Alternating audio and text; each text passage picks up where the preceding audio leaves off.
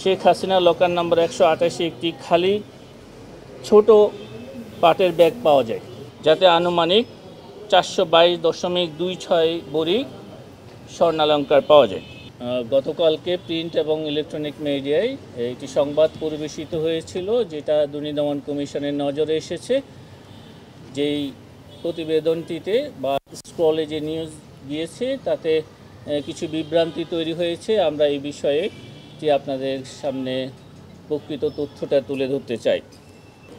বিজ্ঞ আদালতের আদেশের প্রেক্ষিতে গত মঙ্গলবার 25/11/2025 খ্রিস্টাব্দ তারিখে সংশ্লিষ্ট দপ্তরের প্রতিনিধি সহ পূবালী ব্যাংক মতিঝিল কর্পোরেট শাখার একটি লকারের গ্রাহকের নাম শেখ হাসিনা ও লকার নাম্বার 128 এবং অগ্রণী ব্যাংক প্রিন্সিপাল শাখাতে রক্ষিত দুটি লকার, যার একটি গ্রাহকের নাম শেখ হাসিনা ও সাইমা ওয়াজেদ পুতুলের নামে লকার নম্বর 751 এবং অপরটির গ্রাহক শেখ হাসিনা ও শেখ রেহানা সিদ্দিকের নামে লকার নম্বর 753, তিনটি লকার খোলা হয় এবং উভয় ক্ষেত্রে লকারে প্রাপ্ত মালামালের ইনভেন্টরি প্রস্তুতপূর্বক সংশ্লিষ্ট শাখার ব্যবস্থাপকের জিম্মায় প্রদান করা হয়।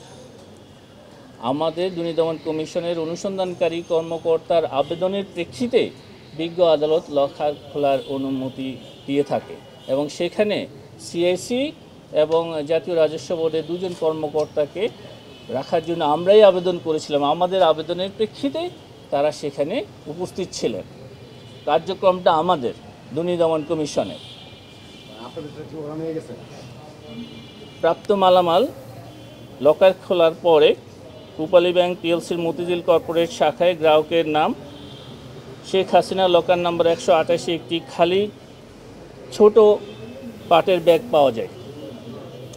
অগ্রণী ব্যাংক প্রিন্সিপাল শাখায় গ্রাহকের নাম শেখ হাসিনা এবং সাইমা ওয়াজেদ পুতুলের নামে লকার নম্বর 751, যাতে আনুমানিক 422.26 ভরি স্বর্ণালঙ্কার পাওয়া যায়।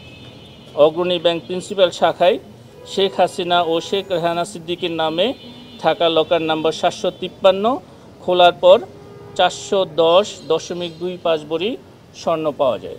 মোট দুটি লকারে, অগ্রণী ব্যাংকের দুটি লকারে 832.51 ভরি স্বর্ণালঙ্কার পাওয়া যায়।